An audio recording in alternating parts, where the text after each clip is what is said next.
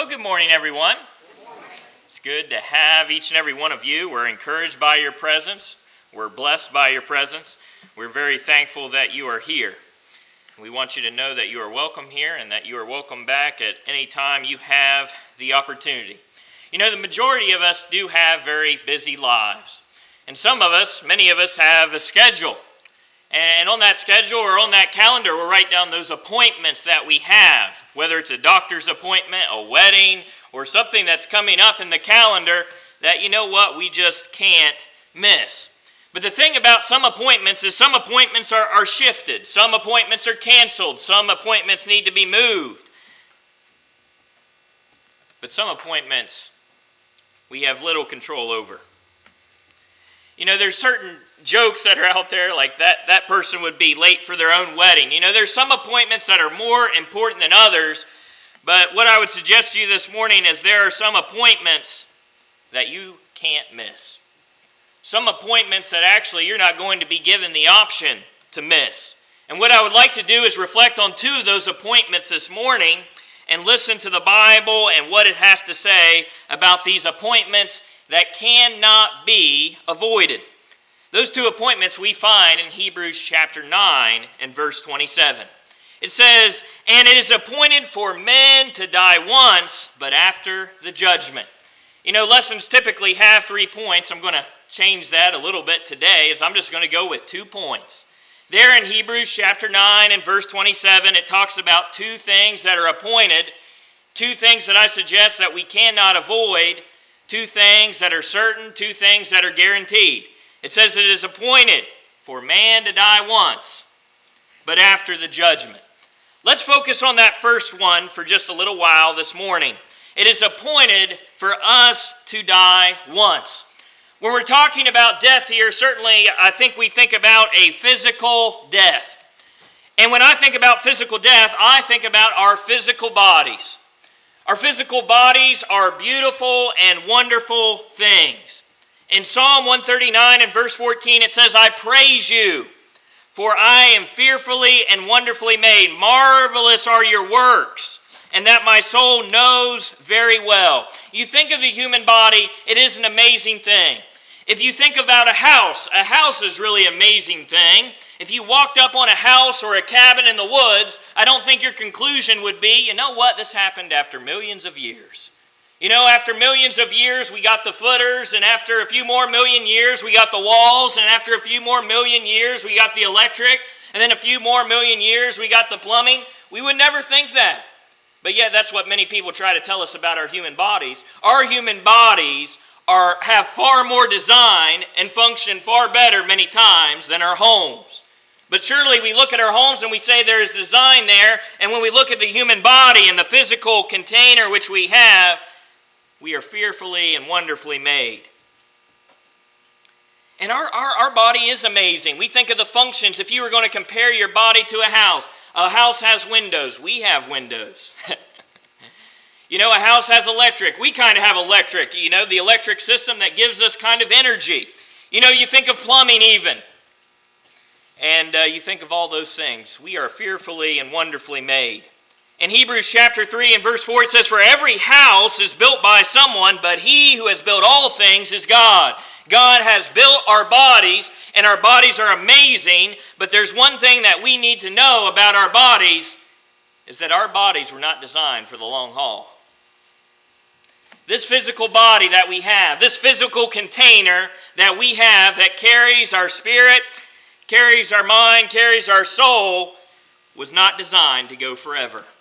It is an amazing thing. It is a beautiful thing when we look at man and we look at woman and we look at man and woman coming together, beautifully designed, beautifully made. But there is one thing that the Bible tries to get across to us, is that our bodies will not last forever. It is just a temporary holding of more important things. In 2 Corinthians chapter 5 and verse 1, it says, "For we know that if our earthly house, this tent, is destroyed, we have a building from God, a house not made with hands, eternal in the heavens." Our body surely is a temporary thing. And that is something that I think we cannot lose sight of as we go throughout this life. It's not that we don't take care of ourselves. It's not that we're not cautious. but we need to understand the end point. It doesn't matter how well you take care of yourself. It doesn't matter how many workouts you do, how many runs you go on, how well you eat. Certainly those things can help. And certainly we wouldn't discourage trying to take care of yourself. But eventually, you know what the end game is for all of us? Is we wear out and our bodies are gone. We have a picture of that aging process in Ecclesiastes Chapter 12, and we're not going to read all of that, but it starts talking about the body and how it's wearing down, and it used some figurative language, and it talks about basically you're not going to be able to see at some point. And we see that as we age, our vision fails. And it talks about in that passage, it says that you can't hear things basically as you once could. You start to lose your hearing. You start to fear things that you used to not fear, like high places or ledges. Because if you fall, you know the cost that it's going to have on your body. Certainly, we are faced with the aging process day by day. We're in a battle that we're going to lose. And the sooner I think that we acknowledge that our physical body is temporary, the physical body is going to be lost, that we are going to die, I think what it does is it really helps us to direct our lives and direct our choices in a more spiritual way. Because if the physical cannot last, should I focus more on the physical or the spiritual? Because I know the spiritual, the Bible says, will last forever. The physical is passing away. You know, in sports many times they say Father Time is undefeated. When we look at these athletes that are so good at their craft, so good at playing sports and doing these things, these physical feats, really quite amazing. Eventually what happens? Their bodies wear down. David said, Psalm 37 verse 25, he says, I have been young and now I am old. It is coming to all of us. Paul in 2 Corinthians chapter 4 and verse 16, he says, therefore we do not lose heart. Even though our outward man is perishing, yet the inward man is being renewed day by day. Are we focused on the outward man or are we focused on the inward man? It's not that we can't have a focus on the outward man, but an understanding, a realization that this body is passing away. Our body just being a container, it will not be the same, it will not last. It can certainly help us in the perspective of our lives. We're only going to be here so long.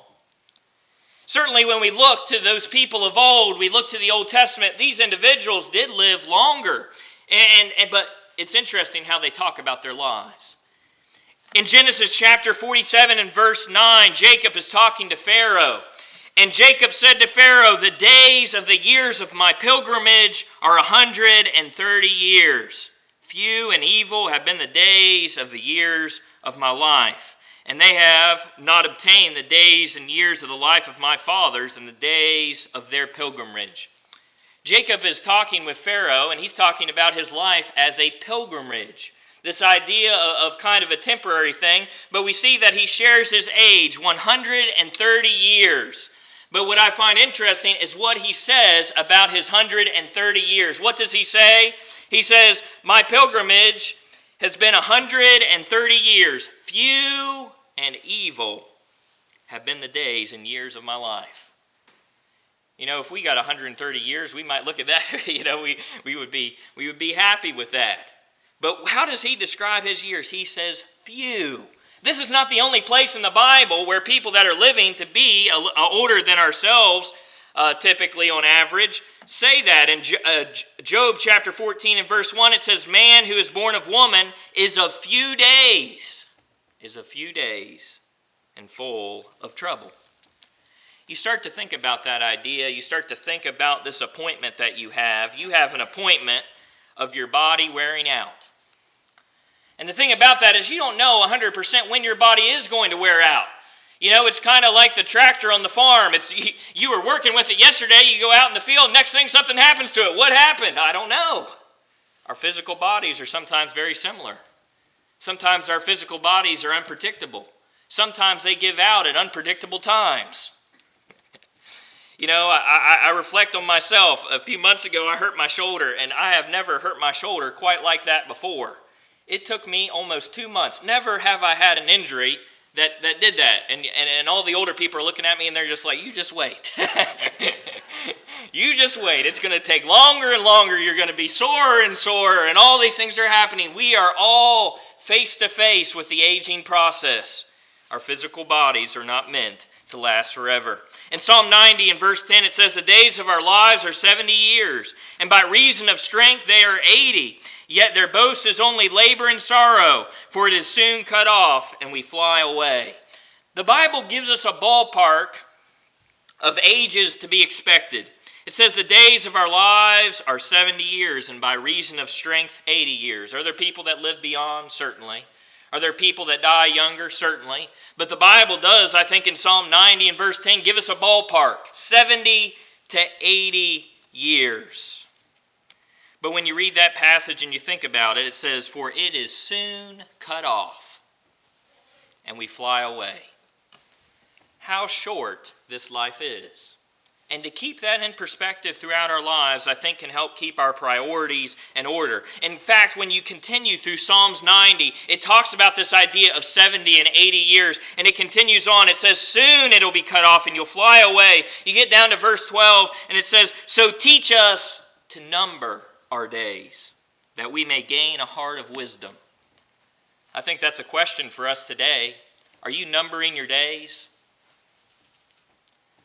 The Bible does not give us a promise when it comes to our age. We know people die very young, and we know some that die very old. We are not promised tomorrow. It's not a promise that the Bible gives. Now, the Bible does establishes some promises, and we should certainly cling to those promises, but in terms of our age, the terms of the years of our physical body, we are not promised a certain amount. But here we are given a ballpark. And I think the Bible is not trying to be discouraging, but really encouraging you to think about the reality that you're in. Is that you are only going to be here for a set amount of time. How should we utilize our days? How should we utilize the time? Should we cherish it, or should we waste it? Certainly we think about so many Bible passages that come to mind. In James chapter 4 and verse 14 it says, whereas you do not know what will happen tomorrow. For what is your life? It is even a vapor that appears for a little while and then vanishes away. Do you remember graduating high school? Do you remember your wedding day? Do you remember your first house? Do you remember your first child? Seems like yesterday. Seems to go so fast. It's like the blink of an eye. And we try to listen to the older generation as they kind of tell us, because they all know that. As they approach the end of their life, they say, just like yesterday, it seems like I was there. And really, the verse that we see in James chapter 4 and verse 14 really hits home. Our life is but a vapor. We are not here forever. Make the most of our days. We all have struggles throughout our life. And I think sometimes it can be helpful when we think of the duration of our life is that we don't have to live here on this earth forever. Certainly there are pulls to this earth.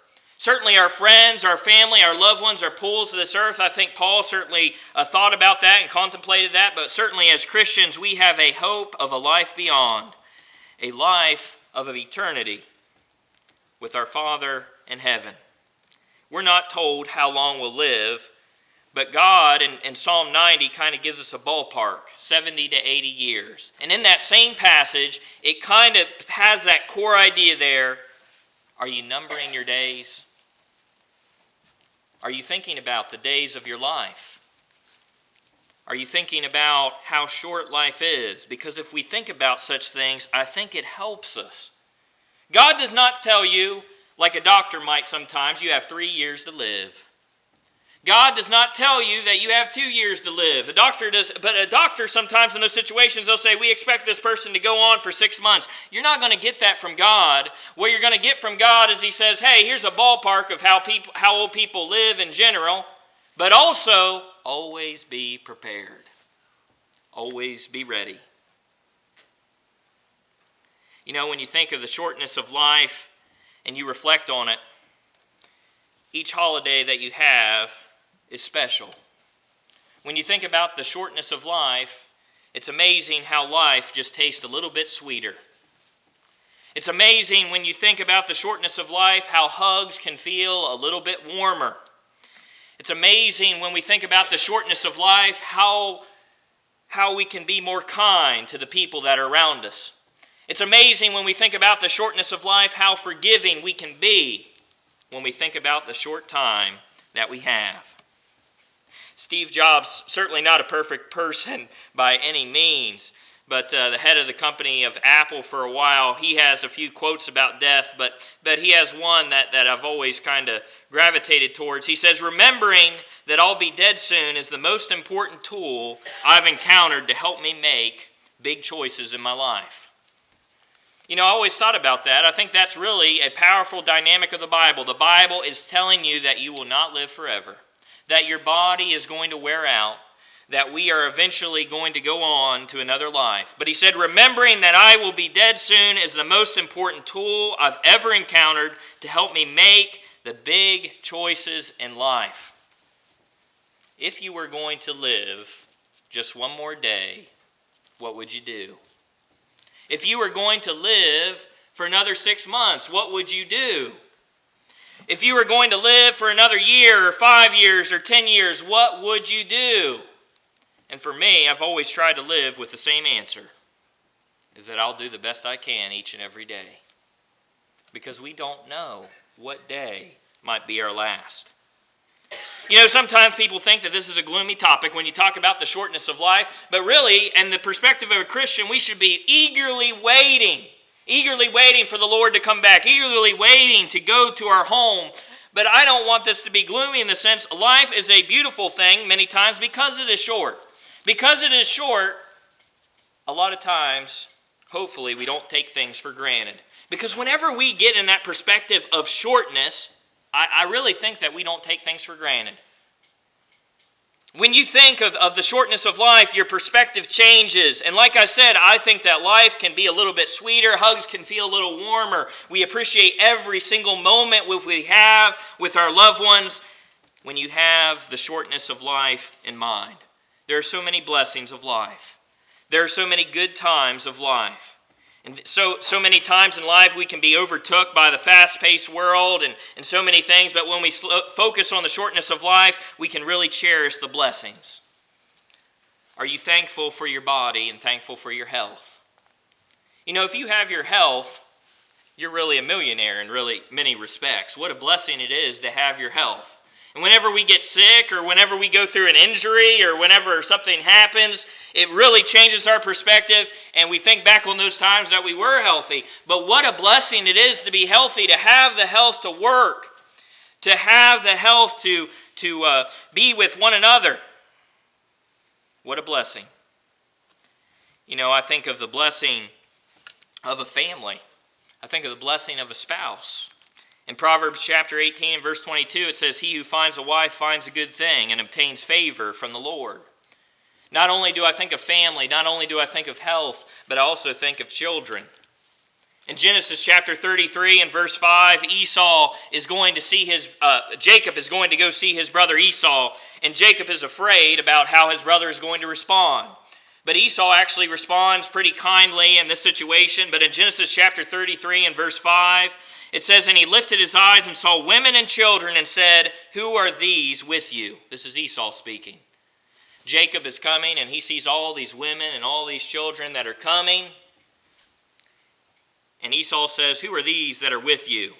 And Jacob says, "The children whom God has graciously given your servant."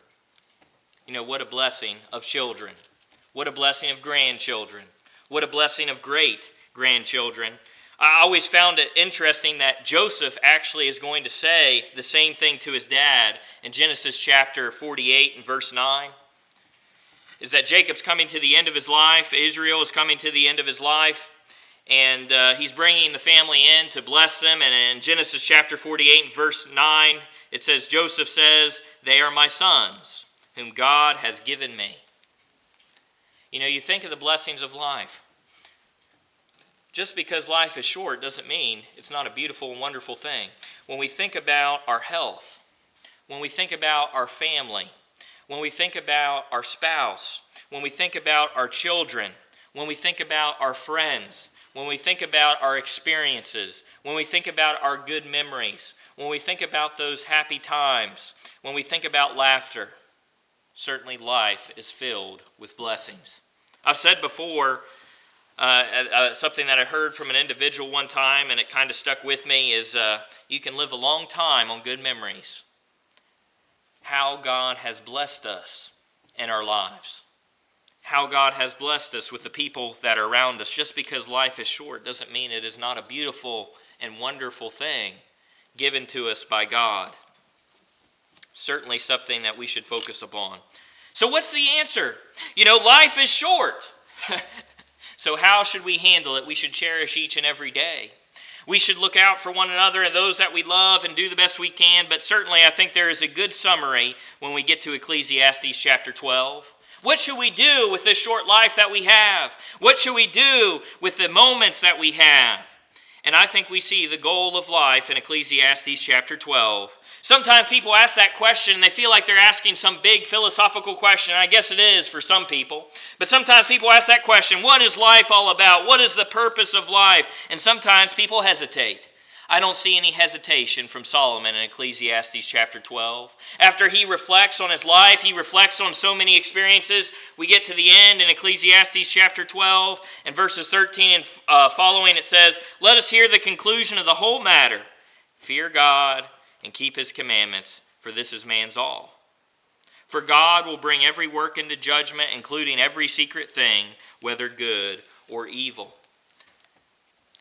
Solomon kind of gives us the goal of life and the summary of life. Fear God and keep his commandments. And as we live life and we fear God and keep his commandments, we can have a good life. We can have a good life with our health. We can have a good life with our family. We can have a good life with our spouse. We can have a good life with our friends. We can have a good life as we travel on this physical road. But certainly when we think of the shortness of life, we realize that our physical bodies are deteriorating and leaving. Certainly, the goal of life is to fear God and keep his commandments. I always found it interesting. Solomon doesn't really cut any corners. He really just strikes at the heart of the matter. Life is about living a God-centered life. And by living a God-centered life, it can be a very blessed life. A life full of happiness, a life filled with joy, a life filled with good memories, a life filled with laughs as we try to serve God to the best of our ability. But in Hebrews chapter 9 and verse 27, it talks about the idea that it is appointed once for man to die, but then we have another appointment that we're not going to miss, the judgment. So we'll spend our next few moments reflecting on the judgment. When the judgment comes, the second coming, it's not going to be a secret, and it's not going to be hidden. In 1 Thessalonians chapter 4, verses 16 through 18, it says, "For the Lord himself will descend from heaven with a shout, with the voice of an archangel, and with the trumpet of God, and the dead in Christ will rise first. Then we who are alive and remain shall be caught up together with them in the clouds to meet the Lord in the air." When the Lord comes, when the judgment process is starting, when the end has come, it will not be hidden and it will not be a secret.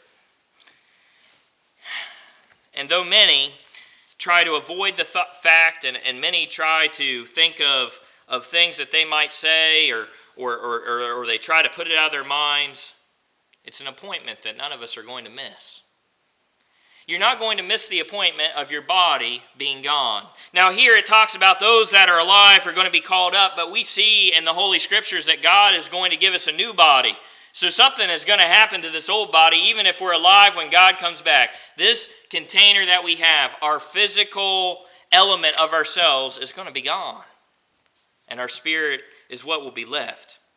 It is not going to be a secret. In John chapter 5 and verse 25 it says, "Most assuredly I say to you, the hour is coming and now is when the dead will hear the voice of the Son of God." It says the dead are going to hear the voice. Everybody is going to know. It says we have this idea of a trumpet. We have this idea of a shout. We have the voice of the archangel. It is not going to be a secret when the end is here. It is going to be audible and it is going to be visible. In Revelation chapter 1 and verse 7 it says, "Behold, he is coming with the clouds, and every eye will see him." Every eye will see him. It will be no secret when the Lord returns. So the question is when the judgment comes, when the end comes, what will we be judged by? The interesting thing about this is I think Jesus tries to be very forward with this, as forward as he can be. In John chapter 12 and verse 48, he says, "He who rejects me and does not receive my words has that which judges him. The word that I have spoken will judge in the last day." It's not a secret what's going to be at the judgment. What is going to be at the judgment? The words of Jesus. "He who rejects me and does not receive my words has that which judges him. The words that I have spoken will judge him in the last day. My words will not be judging on the last day." No man's words in terms of a man that's not Jesus Christ. We know that God and man. But no man's words will be judging on that day. Government's words will not be judging on that day. Religious elites, their words will not be judging on that day. The words of the Bible, the words of Jesus Christ. I think the question is for ourselves is how well do we know those words? And as I go throughout my life, I come to the realization day by day, I can always know the word a little bit better. But I think that is a question for us today. We know that our physical bodies have a time on them. We know that they are wearing down. We know that it's appointed for us to die, and we know the judgment is coming. It's not something we can avoid. It's not something that we can get around. It's not something that we can cancel. It's not something that we can reschedule. It's something that's coming. It's something that's guaranteed. And if we know it's coming, then are we preparing ourselves? Do you know the words of the Bible? Do you know the words of Jesus? You know, I teach some college classes, and I'm not trying to trick anyone. What's going to be on the exam, Mr. Lancaster? What's in the book? I really try not to trick them at all. I'm not trying to play gotcha. That's not my job. In fact, as a teacher, what is our job? Our job is to take them from a place without knowledge to a place with knowledge. I wish that all of my students got 100% on the final. I really do. That's my goal. And actually, I think it reflects on you somewhat as a teacher. The goal is to take the student without knowledge and get them to the knowledge. I want every student that goes through my class to have 100%. Now, will it happen? Probably not. But how well do you know the book? How well do you know the words of Jesus that will be judging you? It's unavoidable. We can't reschedule. And the Bible really gives us a picture of always being prepared. In Revelation chapter 20 and verse 12, it says, "I saw the dead, small and great, standing before God, and the books were opened. And another book was opened, which is the book of life. And the dead were judged according to their works by things which were written in the books." In Revelation chapter 20 and verse 12, it really gives this scene here. Let me try to read that beginning again and try to have this scene. It says, "And I saw the dead, small and great, standing before God." It's unavoidable. It's something that you can't miss. You're not going to have a choice. You're not going to have a chance to reschedule. You're not going to say, "Not today. I'll push it off till later." As that day is coming, "I saw the dead, small and great. No one is exempt, standing before God. The books were opened. The words of God proclaimed." You know, when it comes to appointments in our lives, when we have to cancel something or we have to reschedule, a lot of times we try to come up with excuses. And I think that we will see excuses on that day. is people will come up with excuses from left field. They'll try to come up with excuses from right field. They'll try to explain their way out of not being prepared for the judgment. And I don't think it'll work. You know, many people walk around the religious world today and they say, we can't find the truth. It's kind of very similar to what Pilate says. Pilate's in that situation where he's got Jesus before him, and Pilate is struggling with this because he's really not finding any issue with Jesus, and it seems like he's frustrated. That's my opinion when he says this, but you might come to a different conclusion when you read the passage. But in John chapter 18 and verse 38, it says, Pilate says, what is truth? I think Pilate is frustrated with the situation. He doesn't see any issue with Jesus, but he's got to go out to this crowd that's got an issue with Jesus. And right after he says that, he walks out and he says, I don't find any fault with the man. And how do they respond? They still want Jesus badly. They still want him to be crucified. But Pilate says that. What is truth? I think on Judgment Day, people will try to say that. What is truth? Could I find the truth? And in John chapter 17 and verse 17, it says, sanctify them by your truth. Your word is truth. The truth is here. It's not a man. It's not a man. It's not me. It's the words of God. Just like it says in John chapter 12 and verse 48, Jesus speaking says, he who rejects me and does not receive my words has that which judges sin. The words which I have spoken will judge in the last day.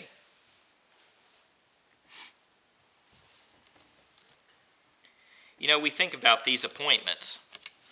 And I think it's good for us to think about these appointments. Certainly there are blessings of life. Certainly we reflect on the shortness of life. But I think that we realize there's a responsibility of life. And whenever there's a responsibility, there's an accountability. So we have the blessings of life, short as it may be. We have the blessings of it, and there's a responsibility of life. And the responsibility of life is to serve God to the best of our ability. And certainly if there's a responsibility of life, there's an accountability of life, and we see that in the Scriptures. There are some appointments that you cannot get out of. There's some appointments that you cannot avoid. And there's some appointments in the Bible that God says you cannot miss. You are not going to miss the physical death. The disposable body that we have will be gone. You are not going to miss the judgment. The question is are you ready? Are you ready? You know, we reflect on these things, and they're thought to be solemn, but really, when we look at them, it's a hard line, because really, when we look at it, we look at Hebrews chapter 9, verse 27, we really see a reality that God is trying to put forward to us. And it's a reality that if we accept, I think we can actually have a very rich, rewarding, joyful, and happy life. Fear God and keep His commandments, for this is the whole duty of man. Perhaps you need to become a New Testament Christian this morning. Perhaps you need the prayers of the church. We would love to help you in any way that we can if you come as we stand and as we sing.